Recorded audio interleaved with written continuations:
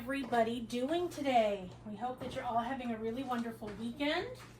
And we're also hoping that you didn't realize that we were a week late yet again doing this WIP N Chat. It might surprise you to know how often we are not in the same location at the same time. So sometimes it makes it hard to literally get an hour to work when we are in the same place. So anyway, welcome.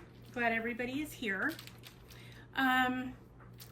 We do have your questions from the last WIP N Chat, which we're going to be answering. We are also going to be doing it differently this time. Neil is going to be reading off the questions for us to answer. And I hope everybody is getting excited that the holiday season is upon us. Oh my goodness. Halloween next week, my goodness, and then it's Thanksgiving, and then, which by the way is late this year. If you weren't looking, it's the 28th of November, which means there's less than a month this year between Thanksgiving and Christmas. Keep that in mind. If you haven't started shopping, you might want to start that. Also, to this month for October, we're coming to the end of the Sugar Skulls / Halloween event being hosted by Yvonne over at Shenanigans with the Bergs. And then in November, we are going to roll right into Diamond Painting with Jack, who's hosting her Hello Kitty event. Anything Hello Kitty or any feline if you don't have Hello Kitty. So now's the time to get out that big snow leopard or the big tiger or the big lion or whatever it is you have that you've been chomping at the bit to do. Now you have an excuse. Go get that out, take a picture of it, get it over to Diamond Painting with Jack, and tell her you'd like to sign up, please. Then in December, Diamond Painting with Friends takes the month off. So that's up to you guys what you work on. You can catch up on your WIPs, which is what I'm planning to do. Oh my God. Plus I'm going to be working on a special canvas during that time. So, and then January, Cat Hair and Chaos, Miss Kim, she's going to be doing Bring Your WIPs into 2025. So you'll get a chance to do them in January as well if you'd like to. And I am sharing the month with her. I am doing the Designer Dragon event. So if you have not gotten your dragon canvases, I'm going to tell you to run over there and start looking. Especially if you're looking to get one from a budget-friendly canvas from a budget-friendly company. Now's a great time because we are in the last couple of months of the Year of the Dragon. So a lot of the budget-friendly companies are having some pretty nice sales right now because they're trying to clear out some of their dragon canvases to bring in the snake canvases for Year of the Snake next year. So if you haven't purchased, start looking. Specifically, check Temu, check Paint Some Way, check GBFKE, check Kudeals, check Sunature or Sunnature or Sunature or however they pronounce it. Go over there and check them as well. So you'll have your canvas ready to go. You can let me know anytime between now and December 20th if you'd like to participate in the Dragon event. And several of you have, so thank you very much for doing that. I really appreciate it. If any of you would like to join and you haven't yet, you can just let me know in the comment section or in my email, which is always down in the description box, and let me know that yes, you would like to participate in the Designer Dragon event, and I will put your name down.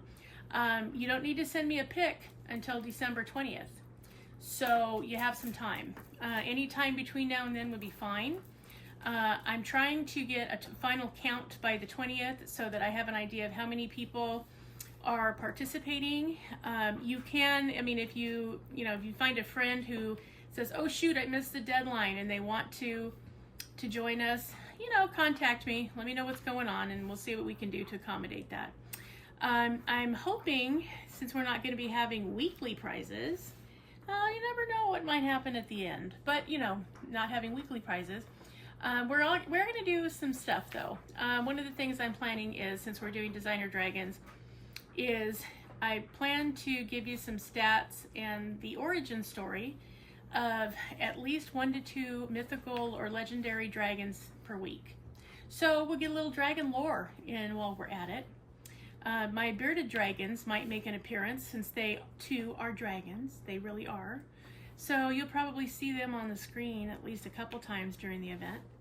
And I have a couple of other things stewing in my mind that I think might be fun. But if you guys can think of anything that you would like to do that you think would be fun and dragon related, let me know. I'm always up to suggestions. So, absolutely let me in on it. So yeah, other than that, that's kind of all the information that's out there that I needed to pass on. We hope that you're enjoying these WIP N Chats.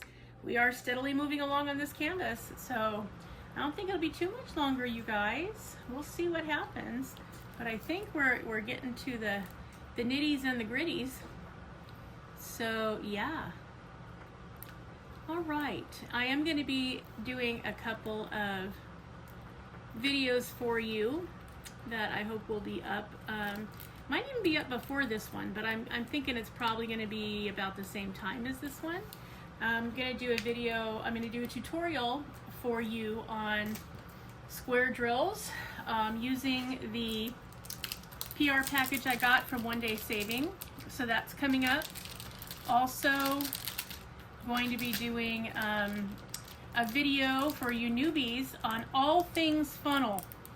We're going to be talking about the different types of funnels that are out there to help you with your kitting up when you're doing your diamond painting. Some of the nuances of using them, the ins and outs, the pros and cons of using them. So, it's funnels, guys, but I'm going to try and make it interesting at least a little bit. So, be on the lookout for that. And I think that's all of the housekeeping stuff we needed to talk about. All right, Neil, anything you want to say to add to? Hi, everybody. Hope things are going well for you. Had a couple of comments about I should start my own channel. It's still up in the air. I don't know. Well, that's an improvement because he used to say absolutely not. So, hey, we're getting it, guys. Keep working on it because, Of course, if that would happen, it would be very different from Wendy's channel in that, I might be diamond painting, but talking about something totally unrelated to diamond painting. I'm sure that would be okay. I've only got 20 years of military history to share. I mean, okay, but anyway, that's another issue. So we have some questions. All right. So. And the first group are from Denise Hudson. Hey, Denise, what's up? So the first one is, would you rather take a plane ride, a train, or go on a cruise to take a trip? Wow, that's a good question, Denise. Well, we got to go on a short little 4-day cruise for our 15th anniversary, which is, I can't believe it'd been 6 years ago, but yeah, we did get to do that. So, and that was fun, but I think I would like to take a plane to get wherever it is I'm going, because that is when the fun really starts, when you reach your destination, and I think a plane would get you there the fastest. So I think that would be what I would probably prefer to do. Although I am not opposed to any of those modes of transportation, actually. Yeah. Well, when we went on the cruise after 4 days, we were definitely ready to get off of that ship. Yeah, it was really time. I mean,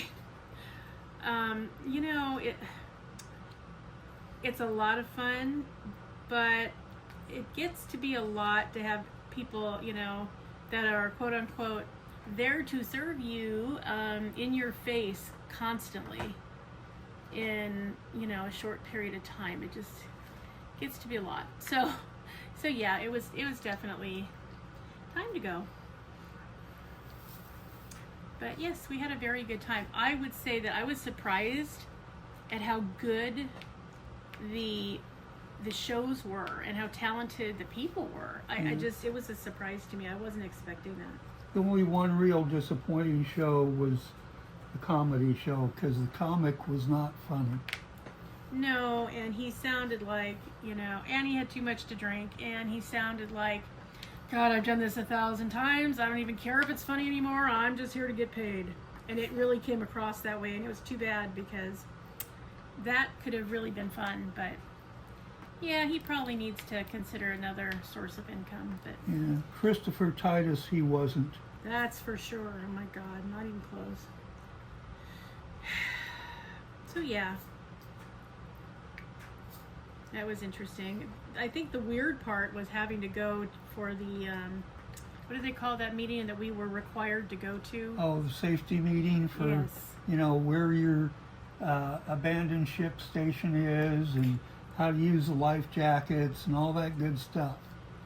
Yeah, it was intense, you guys. I mean, it really was intense. I mean, they're talking about it, and then they tell you, that it's very unlikely that something would happen. But if it does, this is what you need to do. And you can't help but have visions of the Titanic, like it was just really not the way I wanted to spend an evening, or even a half an hour of an evening, but you're required to go, so we went. And yeah, it was an interesting thing. I think there's probably value to it. I also think that 90% of the people are not going to remember any of that if it got to the point where the ship was sinking and we had to evacuate. But Yeah. But that's all right. We did it, and we didn't need it, so that was good. And, if you want to drink something on the cruise other than water, you have to buy a soda package or a liquor package or whatever. Now, I think, if I remember right, the soda package was $30-some each, and the liquor package was like $75. Yeah. And the soda was unlimited, but the liquor package, you were limited to 17 drinks a day. Something Okay, like if you're that, yeah. if you're drinking 17 drinks a day, you need to go to AA. That's all there is to it. But I'll tell you, you're going to make your money back in the first 5. They are not cheap when you go No. on a cruise. And so if you're planning to drink your way through, I would recommend a package. I think the soda package was called Endless Bubbles, and I don't remember what the alcohol package was. Yeah. I mean, I looked at it. We got the soda package, so we could have whatever we wanted to drink with each meal and everything. I figured we can drink at home. I wanted to enjoy the cruise, and I didn't want to have to do it while I was throwing up because I was hungover, or I was unconscious because I was hungover. No, we didn't need that. We had a couple of drinks, but so we just paid out of pocket for those. But having the soda and the iced tea and all that, anything you wanted 24/7 was nice. It was well worth the price, because again, the individual drinks are between $5 and $15 depending on what you have. Yeah, probably more than that now. Yeah, now, because this has been 6 years ago. So yes, we took a Carnival cruise. That was the line we went with. So, but if you're going to be going on a cruise, you need to just find out if they're going to offer those packages, and I would recommend getting one, because you are going to save in the long run. Because I don't know, there's something about being out there in the salt air and the recirculated air that goes in and out of the cabins. You are thirsty. So you want to be able to just, get a glass, fill it, and go anytime you want. So, yeah. Yeah, and just one person in your group cannot buy a package. If one buys it, everybody else is required to buy it. Yeah, that's true too. So, yeah, but be thinking about it, because, yeah, we saved a ton by having the unlimited. It definitely was worth it for us. And we didn't mind just buying a couple of drinks each, because, we knew that that's all it was going to be, because we were out there to do other stuff. We were not out there to drink, so. And, they fixed it so I could win $300 at bingo. Yeah, that was awesome. We had extra fun, because, yeah, we really, really did. The guy that was running the The bingo game was a riot. Oh, he was very so funny. And he was a Brit.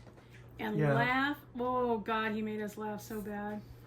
You could see he was trying to get us to say good stuff about him in front of his boss. Okay, which we did, because what the heck, right? Yeah. And, yeah, so it was pretty funny.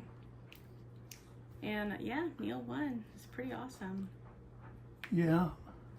I won 2 games, $150 each time. Yeah, so that was so nice Yeah. to have that extra. Because the ship, which we went, we caught here in Southern California, we caught in Long Beach Harbor. And, that's where everybody boarded. And then we went to Ensenada, Mexico, and for a day. And then you had a day where you were literally at sea. And then we came back. And so, and what I found interesting that I did not know, this was fascinating. Okay, so the ship has a gift shop that you can go and get, little things and souvenirs and bigger things and expensive things and whatever. But when you're in port, it's closed. And it's something about, I don't know, the tariffs or taxes or some reason you can't have the ship's store open when you're in port somewhere else. So, so the day when we were, and you don't have to disembark, you can stay on the ship, but if you do, there's not a lot to do. I mean, yeah, you can eat and stuff and sleep, I guess, if you want to, but, you're only in port for the day, so if you want to go into Ensenada to look at anything, you need to do that while you can. And then you have to get back on the ship before it leaves, or you're going to be stuck in Ensenada. So, yeah, that was an interesting experience. A lot of new things for us since we are not world travelers. So, yeah, it was interesting. Yeah. But, so yeah, it was a lot of fun. We had a good time. We had a lot of fun. We saw some great shows, met some really nice people, won at bingo. I won $14 in the casino. So it was nice. Yeah, the casino isn't open when the ship's in port either. Yeah, so you have to play it. But the day when you're at sea and there's nothing for miles around, and I mean nothing but water. There's no land anyplace. It was good to be distracted because it's a little disconcerting when you look out the window or you go out onto where the balcony is and everything on the ship. And you just look around and you're just surrounded by water. There's like nothing. If you had to swim for it, too bad. You'd be shark food. There's nothing around. So it was a good time to go keep our minds occupied. So yeah, and I was okay taking them for $14 in the casino. That was fine with me. So yeah, it was good. We had a good time. And I mean, there is something scheduled almost hourly all day long and most of the night. So, and then your cabin steward tries to get in there when you're not there, but the problem is they have so many cabins to get to, each one of them, that they almost come pounding on your door at like 7 in the morning going, "Hi, are you up? Are you going to eat? Can I clean your cabin? Can I make your bed?" And you're like, oh my God. So yeah, you walk around just exhausted, but it was a lot of fun. And they leave you the little towel folded animals, which was really funny. We laughed so much. Took pictures of them because it's hilarious. We had a lobster and a bunny and a turtle and something else. But yeah, and be sure you find out what the rules are about tipping, because you actually have to tell them if you want to tip yourself or if you want them to add it to everything that happens to you. Yeah, and I think the tip rate is 15 or 20%. Yeah, because if you don't say anything, or whatever. Yeah, if you don't say anything, they just add it to everything. And we kept thinking, why? What is this extra expense? Like, we could not understand why there was extra everything we did. And so we actually had to go and talk to the people that, basically guest services for the ship. Say, what is this about? And that's when they told us, oh, that's the gratuity. And we're like, whoa, wait a minute. Yeah, we'd like to tip on our own, please, because we had some people we really wanted to tip, which we did, and then we had some people that were not very nice and were kind of rude, and we're not happy about dealing with passengers, which I don't know why the hell you're on a cruise ship, but that's how they acted. So, yeah, guess what? No tip for you. Yeah. So we wanted to make that decision on our own. And the food servers, for, because they have a restaurant that you can go in and sit down, but they also have several little, I don't know what you'd call them, kiosks or whatever, to get, burgers or hot dog or whatever. Those people are seriously rushed, and you can tell it. Yeah. And they are stressed out. Yep. Because they're trying to, do all this as fast as they can with accuracy and please the travelers. Yeah, you couldn't help but feel sorry for them. I mean, it was crazy making, and they're trying to hurry up because if you want to go to any of the activities, and most people do because why are you there? You have to eat on the run because otherwise you're not going to make it to all the different activities. So people are stopping there going, give me something to eat. I got to make this in the next 5 minutes. And, they're constantly just under the gun. So yeah, I had to feel sorry for them. We went to a couple of those for like lunch and breakfast. And then we went to the dining room for dinner, which was nice. And because they knew it was, an anniversary cruise, they made us a little 2-person cake one night. It was a I heart didn't shape. remember that. Yeah, it was heart shaped. Said love, and it was chocolate. It was good. We ate it. So. Yeah, back then we were on a seafood diet. You see it, you eat it. Yeah, pretty much. No longer. GLP-1s.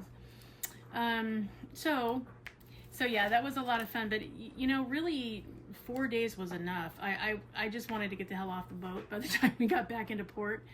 Like, that was really fun, and now I'm finished. I'd like to leave. I don't know how people live and work on cruise ships 24/7. Like, I'm not that big an adventurer. I wouldn't want to do that. So, God love them. I'm glad they do, but no thank you.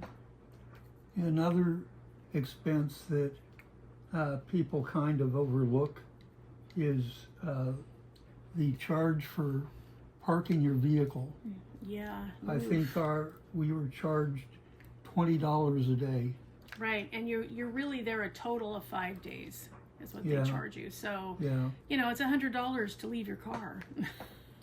So, and we did not even think about that. Had we thought about that, we would probably have tried to find somebody who'd be willing to drop us off, even though it's a couple hours away to get to Long Beach, rather than leave our car. But then you have to worry about, will they remember what day you're coming back into port so that they can pick you up? So, yeah, it was an experience to be had for sure, and I'm glad we went. But yeah, I'm over it now. Thanks, but yeah, done. Thanks anyway. And poor Neil forgot his CPAP, so neither one of us were sleeping very well. Yeah. Oh, I could have killed him. I was so mad. But we managed. And because we had asked for a handicapped room, because it was hard enough, having my scooter on board, because those are, narrow little doorways, so it makes being in it very interesting. So I needed a place to put that where it wouldn't be out in the hall, because I didn't want it where everybody could just go by and mess with it. So we needed a place where we could bring it in, and we weren't sure about the size of the other cabins. And I'm really glad we did, because it wasn't that big. It did have a nice bench built into the wall, in the shower. That was kind of nice. But yeah, it was rough. Not at all what I expected. But if we'd had another one, I don't know, we probably could not have outfitted in there. But No. one thing it is, though, is it's noisy, because you're right above the engine. So, and it rocks a lot. That's also interesting. In walking the ship, periodically I get to see into other cabins, because people would be going in and out. There was one cabin I saw that was set up for 6 people, where they had triple bunk beds in it. Good God. No, thank you very much. Yeah, pass on that. So yeah, all these little things to consider that, you know, they don't tell you about when you're signing up, but ooh, do you find it out when you get there? Yeah. And another thing about cruises is that, you know, if you're old and decrepit, like I'm getting to be, I guess, which, you know, I'm not happy about, but anyway, or if you're active duty military or a veteran, you can get discounts for your passage.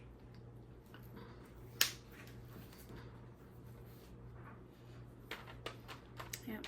So. Oh, now that we've gone on with that for 20 minutes. I know. Well, it's your fault. You didn't read the next one. What's the next Okay. question? Where is the first place you would go on a trip, I guess? Okay. Oh. Well. Don't say Saudi Arabia. No. I don't think so. I have no desire to be in the Middle East or Southeast Asia. I'm fine over this direction. I would love to go to Australia. I've never been, even though that's the home of most of the naturally poisonous creatures. But I would love to go. I would love to see it. I would love to go. When it's not so hot. It is a desert, so, you know, don't want to be there when it's roasting. So, yeah, I would like to go to Australia. I would also like to go to England. And I'd also like to go to Scotland. See the Highlands. Yeah, Scotland would be fun. Or Japan. I don't think I want to go to Korea, though. Probably not. Okay, ready for the next one? Yep. Do you like mountains or desert? Well, I like the mountains, but it's harder to use a scooter in the mountains. Not that it's easy in a desert, but I mean, you know, all things considered. I think it would be, I would probably say I like the mountains better. Yeah, I would agree with that too. Oh, somewhere we can go together finally. Okay, go to the mountains. Ocean or lake?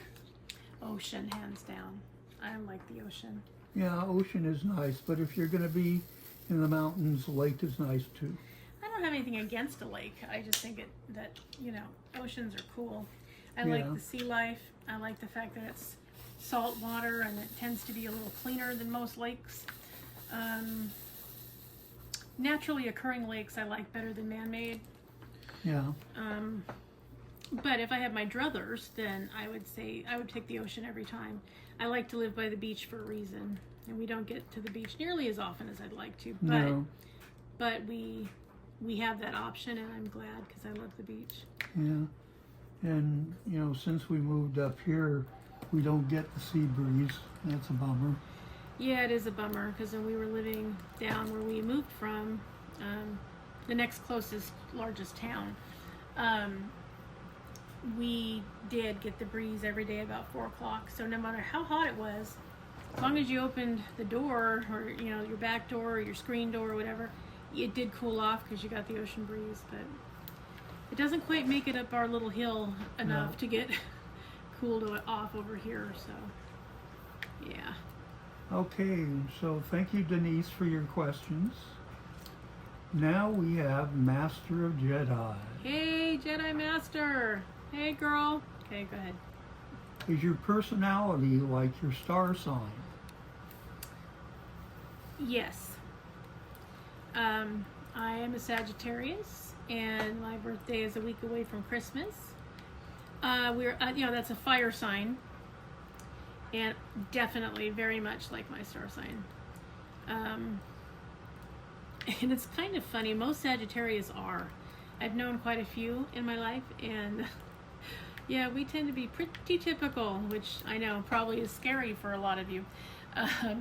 But yeah, and I try to be mindful of that so that my mouth doesn't go running off without me. Still does on occasion, but I have worked hard to try to keep it from running too far ahead of me.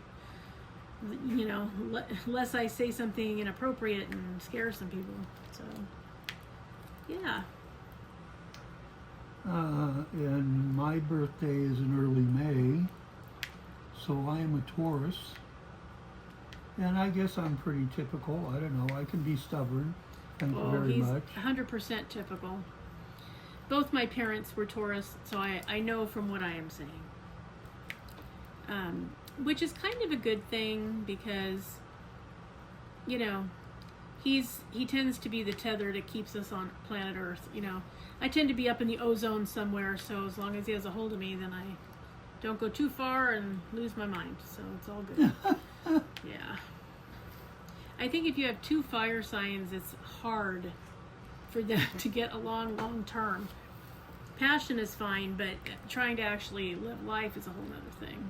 So, but yeah, he's very much a Taurus. I had two Taurus parents, and my brother, my only sibling, was a Libra. So believe me when I tell you, this Sagittarius was a lot for them to handle.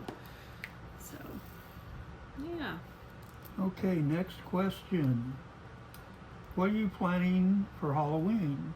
And did you take your kids trick-or-treating? Well, I think we're just going to, you know, Jared is going to be dressed up in a costume. He's going to be in charge of handing out the candy to the trick-or-treaters. We've gotten less and less each year since we've lived here. That we probably get maybe a dozen. Used to be a couple dozen, but now we're down to about a dozen. And so, but it's still fun to see them in their little costumes, and everybody that was, you know, little when we moved in here is growing up, so they're not trick-or-treating as much. Yeah. So, I don't think we have anything else planned. We're probably going to sit down and have scary movie night, because that's always fun. Yeah. And, yeah, I took my kids out trick-or-treating. You know, from both marriages. Yes.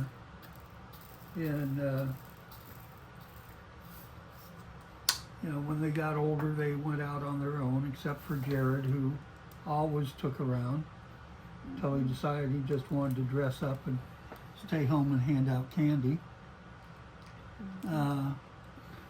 And I have toyed with the idea of buying a paintball gun to sit here by the door and decorate the Halloweeners as they come up. Yeah, you're not doing that, but anyway. Yeah, when the kids were little, you know, I always took them around, and then they got a little older, and I said to Neil, okay, you take them, I'm going to hand out candy while you're gone.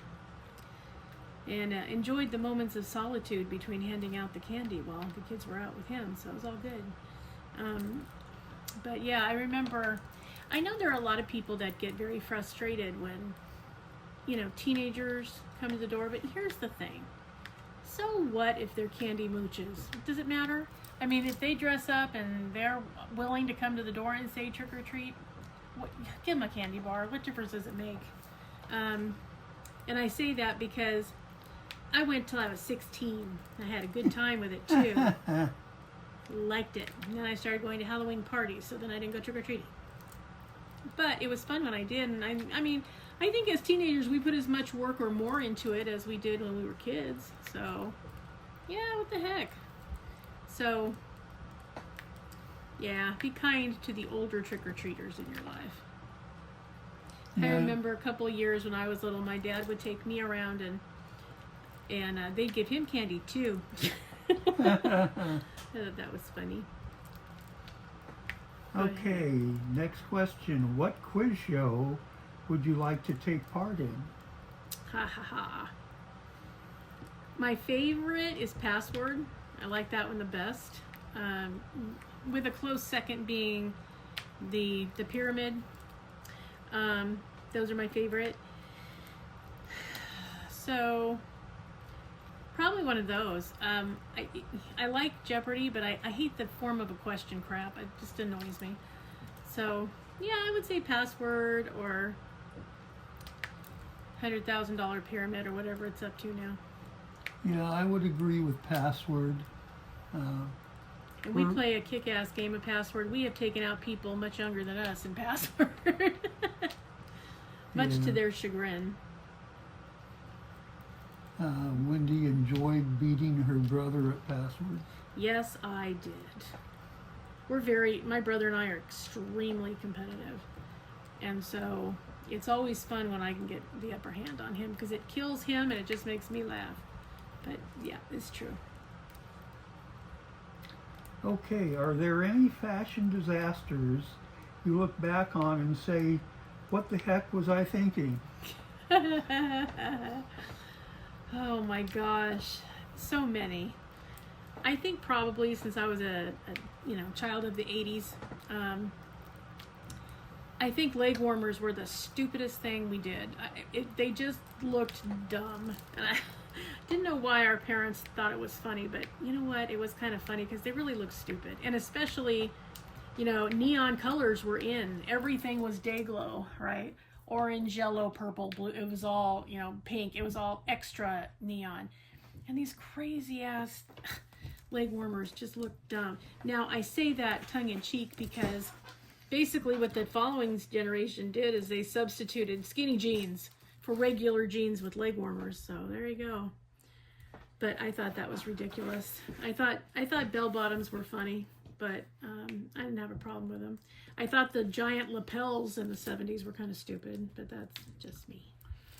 I don't know. What about you, Dara? What did you wear that you're looking back going, God, I wish I hadn't done that? Oh God, this is a horrible one.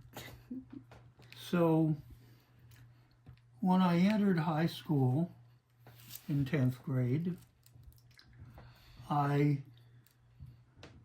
got into junior ROTC. ROTC is Reserve Officer Training Corps. And they issued us uniforms and everything. And one of the uniforms that they issued was a khaki uniform, which is a dress uniform. And the shirt, in the pants are required to be creased. The shirt has a crease centered going down each pocket, centered on the button. And in the back, you have a crease going across the shoulders, and then one going down from each shoulder and one going down in the middle. And so I got the uniform and got home and everything, and told my mother that, this is what they say needs to be done, to have this uniform pressed and worn properly. So she did it, and the next day, I didn't think anything about it.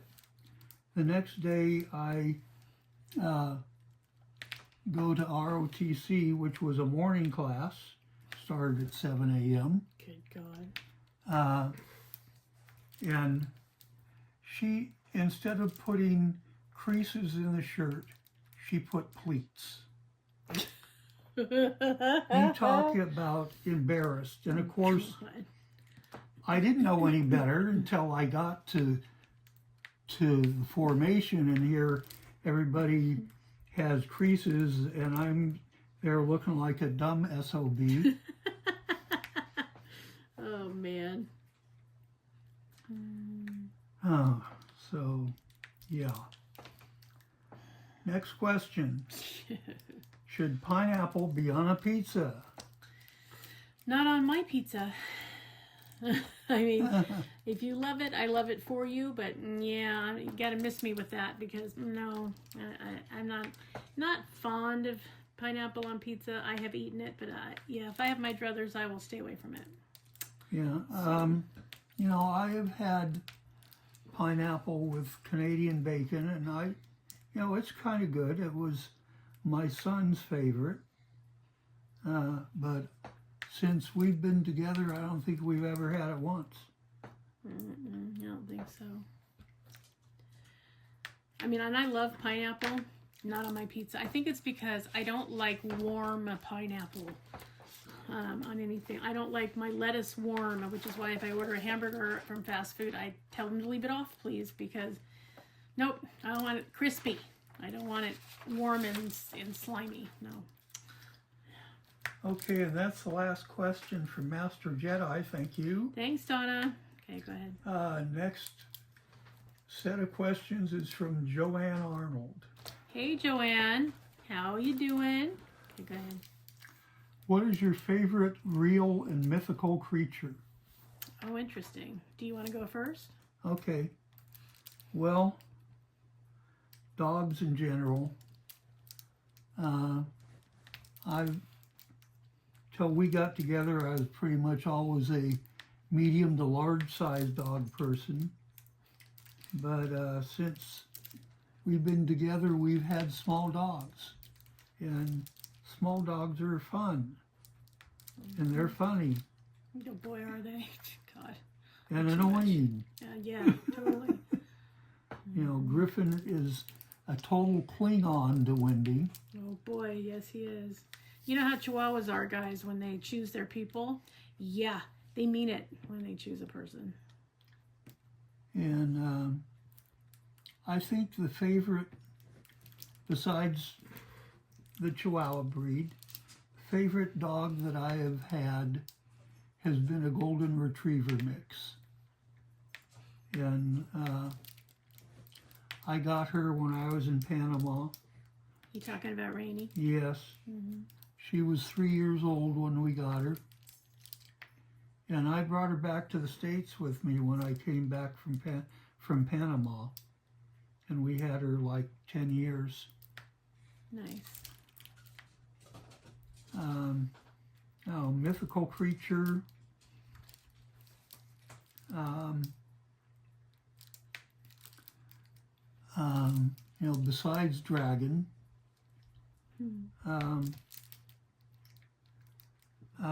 Maybe Pegasus. That's a good one. Okay, your turn. Okay. Favorite creature. Real and mythical. I think my favorite mythical creature is the Loch Ness Monster, just because I love that myth has withstood the test of time. People are still trying to go out and decide whether or not Nessie's a real thing. So I love that. I love the fact that there's just enough where you can't just poo-poo it there, you know, but you can't just ignore it, but not so much that you can fully prove it. It's kind of fun. It's like, I don't know, is it playing, you know, chicken with us? Like, why can we not figure this out? So I think probably Nessie, the Loch Ness Monster, is my favorite mythical creature, followed closely by a phoenix, because I think their whole thing is cool, and I love the whole concept of rising from the ashes. So those are probably my two favorite mythical. And real, not being able to say my dragons, that's hard. I think probably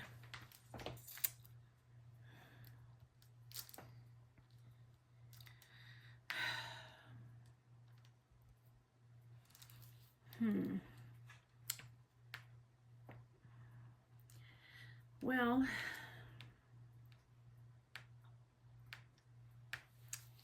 I think Komodo dragons are cool. I wouldn't want one for a pet, but I like just because them. their saliva is poison. Right, yeah, and they're not the neatest eaters on the planet. They're a little bit sloppy. But yeah, I think they're really cool, and there's not much that can predate them. You know, they're not easily eaten by most animals. So there you look at they're like a predator. What the hell is that? Yeah, so I think they're very, very cool looking. Yeah, serious scavenger. Yes, definitely. I mean, that's another place I'd like to go. You know, I'd like to have gone. I'm not going to go now, but I would like to have gone when I was younger and more mobile. I would like to have gone to the Galapagos Islands because I think that would be really cool. the islands themselves are beautiful and such interesting creatures. I would love to see the marine iguanas that are kind of more blue than green. That would have been cool. The giant tortoises. I mean, there's a lot of just fascinating creatures there that you don't just get everywhere. So yeah, I think that's probably one of my favorites. All right. Our next set of questions Thank you for asking. Okay, go ahead. are from Sugar Ray Craft. Hey, Ray. Nice to see you back. I was missing you. Okay, go ahead. Besides dogs, cats, and dragons, are there other types of animals you have had? I have you? Yeah, parrots. Yeah. Yeah, had some parrots. Other than that, I really can't think of any.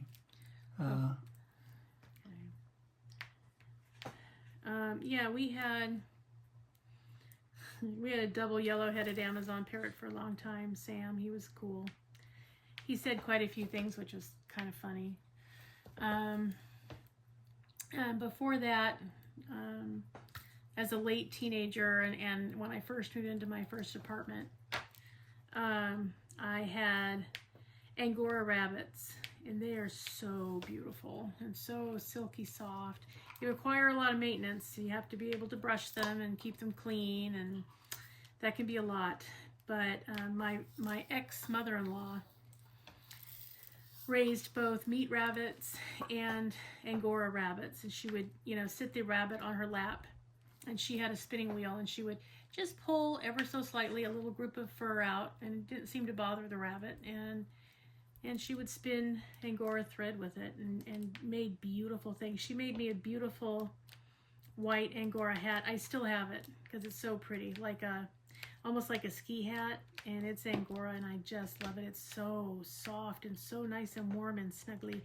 And her favorite rabbit that she had for a very long time was a white rabbit she named Amaryllis, and she made it from her fur. And and I loved it, absolutely loved it. She also made me a wool sweater. Where she bought the wool and she dyed it and she spun it and made me a sweater. And she took my measurements and fitted it to me. It was one of the prettiest, nicest sweaters. I actually still have it in the garage because she gave it to me when I was 17. So there you go. But it's just so beautiful. I love it. She raised meat rabbits to be meat. And I wouldn't eat them, which I think she thought was kind of odd. I don't care what she thought. I wasn't eating it. All I could picture in my head was Thumper not doing it.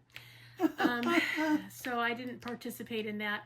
But she had, lots of Angora rabbits, and she always had a couple of litters of them, around Easter, because she would sell them, which is always, a little disconcerting because most of them end up at a shelter because, and she never asked anybody that was buying them. It's like, are these going to be your pets for your house? Because if they're planning to get them from somebody else, did you ask before you do that to make sure the person that you're planning to give it to is, interested and wants it? Because again, they do take some energy and some effort. You got to be able to do what they need. But they are so soft and so silky and just beautiful, so snuggly. And so one year, my ex, who at that time was my boyfriend, gave his mom $15 because that's what she charged for the newborns, and she said he could pick the one. And they had black, white, and a gray one. And I said, get the gray one. And so he did. And so I raised that rabbit forever. I named him Bright Eyes, and he was beautiful. He was like a pewter silver. He was gorgeous. And he lived till he was almost 4, which, for that size rabbit's pretty good. He was good size, not tiny, but, not big, not humongous, but, he was probably 12 or 13 pounds when he was fully grown. And so, yeah, it was it was very interesting. And I used to take him with me in the car, kind of like I do my dragons now, you know. Wherever I went, they'd just hang out with me, and we'd go places and things, and yeah, you know, make a day of it. And people would go, what is that? Because they could see that it had eyes, but you know, with the rabbit's that furry, it's hard to see its ears, and its little wiggly nose is kind of covered. So yeah, I had to explain, it's a rabbit. But yeah, he was really cool. He was a good guy. I also had a little silver lop-eared bunny. She was really cute too. And I had adopted a little brown, little hair type kind of a rabbit that I ended up, you know, rehoming to a friend of one of my sons. They were really little, so she wanted her so desperately, and I needed to find her a home because I was getting ready to move, so I needed to figure it out. So I did. I found a great home for her, and she lived to be very happy in a ripe old age, so that was all good. So yeah. What has been an act of kindness bestowed on you by a stranger, and has that act affected your life moving forward? You want to go first?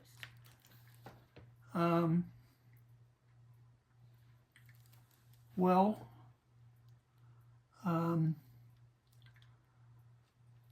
I think the only act of kindness by a stranger that I can think of really is a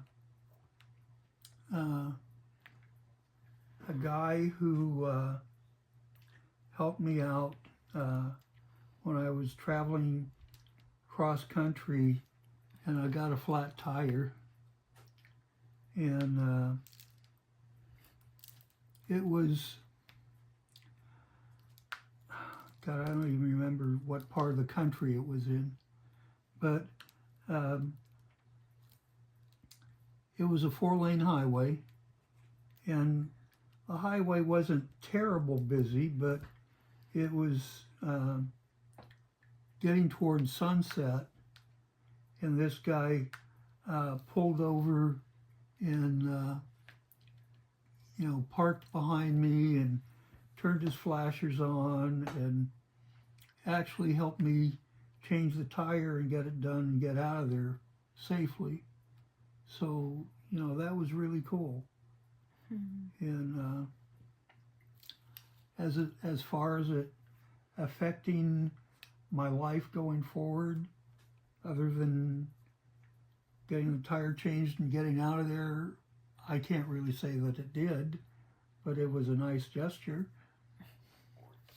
So it didn't like convince you to do nice gestures going forward either, huh? Well, I've done nice gestures for a lot of people. Well, so it did impact your life then, didn't it? I guess. Yeah.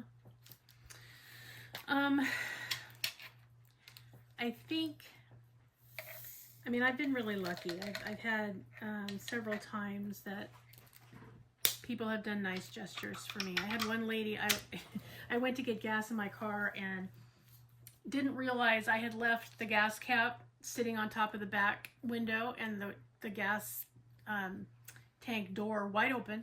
And I was pulling out and I was in, you know, stopped at the stoplight. I was in traffic. And a couple of people were honking at me, and I'm like, why are they honking? Like, I didn't have any idea. And then as we get to the stoplight, she jumps out of her car. She was in the lane next to me, runs around the back of her car, runs over to mine, takes the cap, screws it in, and shuts the door and goes, I do it all the time, and then jumps back in her car. So just in time for the light to change. So I waved a thank you at her, and I said, thank you, out the window. And yeah, she... And it did have an effect on my life, because I try to do random acts of kindness a lot. If I can do it anonymously, I like to do it that way even more. Because I really do think that, you know, what you put out in the world is what comes back to you. And so,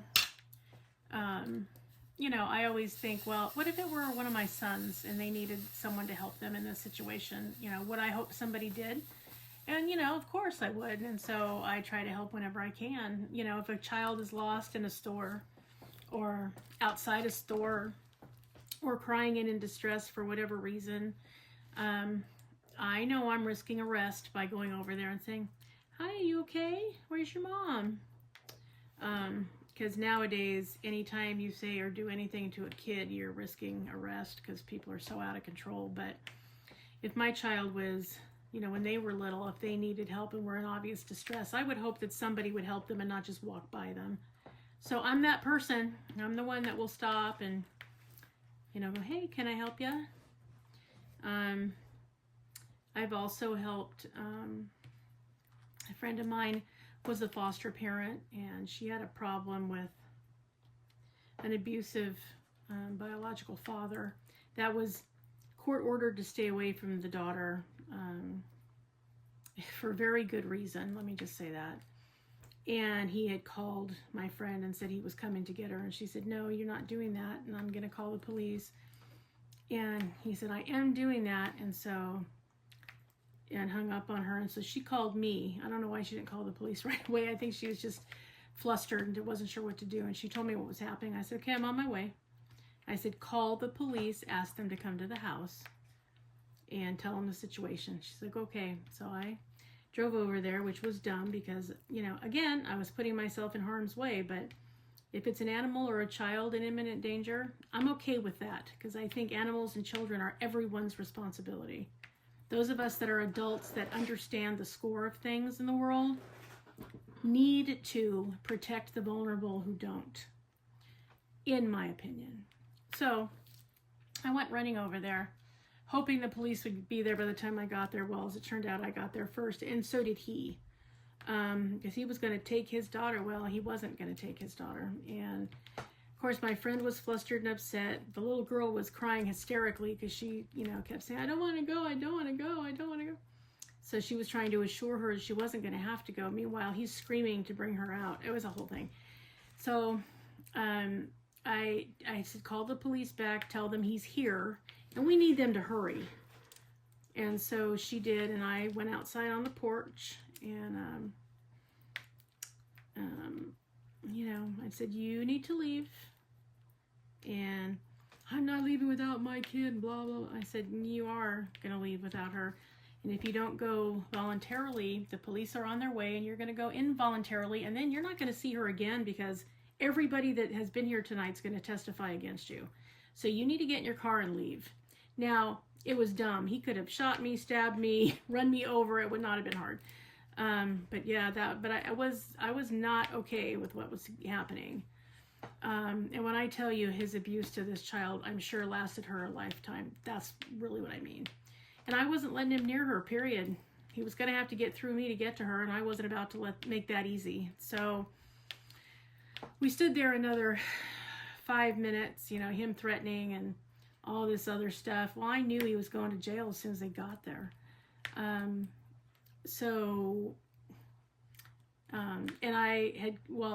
I picked up my phone and I dialed the Department of Social Services, the caseworker's name, because I'd asked my friend, the foster parent, "What's this person's name and what's their number?" So she gave it to me. So I made a point of dialing it in front of him and getting on the phone and, saying, "Okay," and I knew that person wouldn't be there because it was a time of day where they almost never are because they're out in the field. So I said, "I'd like to speak to the officer of the day, please." So she put me through. I got the name of who I was talking to. I described what he was wearing. I told him his name.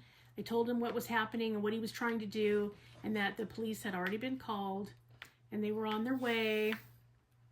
And they said, "This is happening right now." I said, "Yep." I'm standing about, 5 feet away from him, and he's continuing to threaten me. Well, by the time I finished with describing what he was wearing and the car he was driving and his license plate number, which I could easily see, he was starting to calm down. Meanwhile, the guy on the phone was like, "Don't hang up the phone until the police arrive." I said, "Okay." It felt like forever. I think the whole thing probably took 12 or 15 minutes, but it felt like an hour. Like it took them forever to get there. It didn't really, but it really felt that way. And I had told my friend, whatever happens to me, to him, whatever, you do not unlock the door unless it's law enforcement, and you do not let her out. And so she was just watching at the window with the phone on, you know, still on call with the police dispatch, telling them to hurry up. And then they finally drove up and, you know, and took him away in handcuffs, called the girl's mother, let her know that she was okay. And, you know, got a hold of the emergency caseworker, and, you know, they came out to make sure the little girl was okay. Got her into therapy, thank God. And, you know, we went into the house, and then my friend finally just, you know, the adrenaline let go, and she just burst into tears. And, you know, I took her into another room so the kids wouldn't see, and left her husband to watch the kids, who had gotten home in the midst of all of this. And so, you know, I took her in, and she gave me a big hug, and I just let her cry it out, because I know, you know, how hard it is when you have all those emotions pent up, and you were scared, and you didn't know what was going to happen, and you had children you were responsible for. All of that played into it. So, but the little girl, you know, she just came in and just, you know, and the husband was trying to stop her because he knew I was in there, you know, with my friend trying to help her, but he couldn't stop her. She came running in and jumped in my lap, and, you know, and thanked me and gave me a big hug, and, you know, and I told her, you know, we're going to make sure you're okay. And remember, my friend told you when you moved in here, she would always make sure you were okay. So that's what we're doing. So you don't need to worry. It's okay. We're taking care of it. And, you know, she cried too for about 10 minutes. So I let the two of them hug it out and cry. And then when all was said and done, I went home really, really, really, really tired. But also happy that what I knew was an imminent dangerous situation had been avoided by getting people on their way over and keeping him distracted, and, you know, while everyone was getting there, while I dialed the phone. I mean, all of that, you know, could not have gone more smoothly. I mean, it could have been much worse, and I don't advise taking those kind of actions.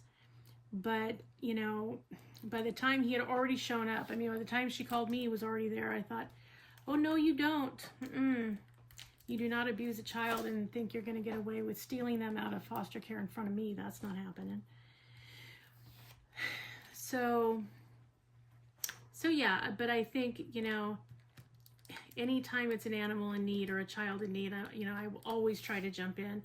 And I have been richly rewarded by people who have helped me that didn't even know me, you know, just out of the blue, you know, do something nice. I mean, I've been in line for amusement parks. People are going, you know what, we have an extra ticket to get in free. Would you like it? Yeah, we don't need that many extra. Thank you. You know, I have purchased meals for people behind me in a drive-through, because that one's easy and it's not that hard to do. And I like to do it. I mean, that's almost anonymous because they don't know who you are. But fortunately, nobody followed me. But, you know, I heard some people yell thank you, which was, you know, more than enough.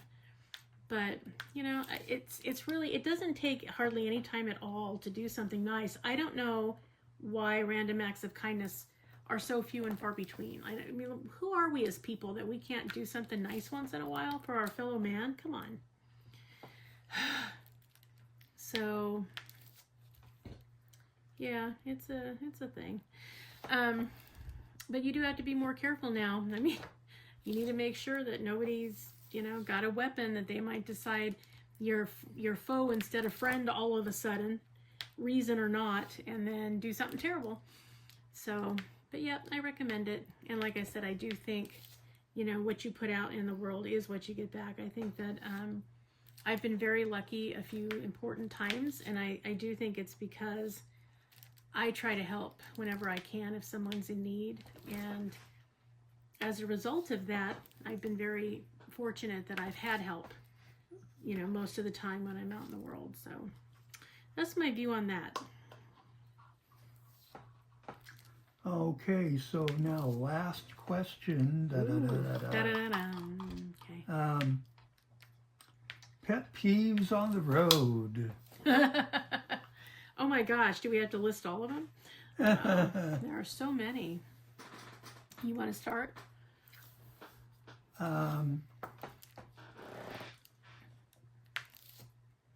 Sitting in traffic on the freeway at a dead stop, or crawling at 10 to 15 miles an hour on the freeway.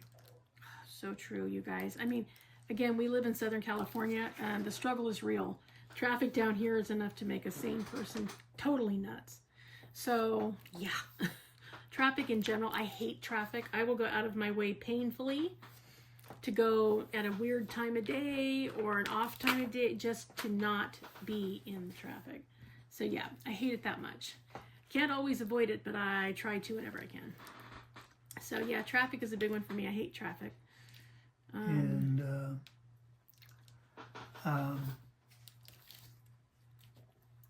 Okay, on the freeway, I'm driving at 70, 72 miles an hour, something like that.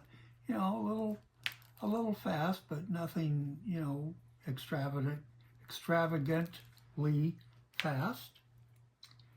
And, you know, you've always got somebody that's doing 80, 85, weaving in and out of traffic, just trying to cause an accident. Usually driving a BMW, but that's a separate issue. And if you're Christopher Titus, you've got a Prius creaking along holding everybody up. Yeah, for those of you who know the comedian Christopher Titus, you will know what we're talking about. Yeah, so, yeah, I think people that can't use their turn signal are a problem. People that don't stop at red lights and then don't go on the green ones, really? Yeah. Driving is not my favorite activity. Neil doesn't mind it. I don't like it. So there's that. Those are probably my biggest pet peeves on the road. And people who won't let you merge when they can see that you have to. Yeah. Like, really? Down here, we don't have as much of a problem with that because we all have to do it. Usually it's somebody from out of town that, you know, will try to pull something like that and risk literally everyone's life, including their own, because it's a stupid thing to do. But, you know, people, right? So, yeah. That's the last question, is it? It is, it is. Wow. And we have shot our hour. Are we done with our hour already? Holy cow. Yeah. Our time with you guys always goes so fast because we like spending it with you. So, well, everyone, I guess we have to let you go, although we'd like to keep you here a little longer because, you know, we really appreciate you guys being here and we enjoy spending time with you. And we know it's been 3 weeks instead of 2 weeks, which was not the goal. We're trying to fix that. But anyway, finding it difficult. I'm hoping we're going to be able to rectify that. What might have to happen is I might have to do a solo WIP N Chat, you guys. Sorry, but rather than be a whole extra week late, I would rather do that. And then, you know, catch both of us when we can so that, you know, we can get through this canvas. Whee! Mm-hmm. So, yeah. So let us know in the comments, you know, what are you guys doing for Halloween? If you're going to a party, are you hosting or are you going to one? And in either case, what are you going to be? Are you dressing up? If so, what are you going to be for Halloween? And what has been your favorite costume you've had, whether it was bought, made, or a combination thereof? That would be good to know. You have anything you want to add, Neil?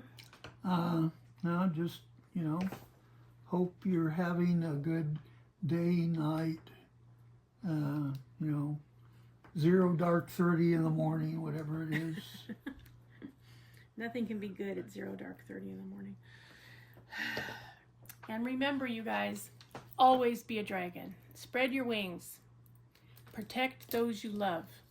Have fiery passion. Stay strong, slay your fears, and always fly high, rise up, and soar.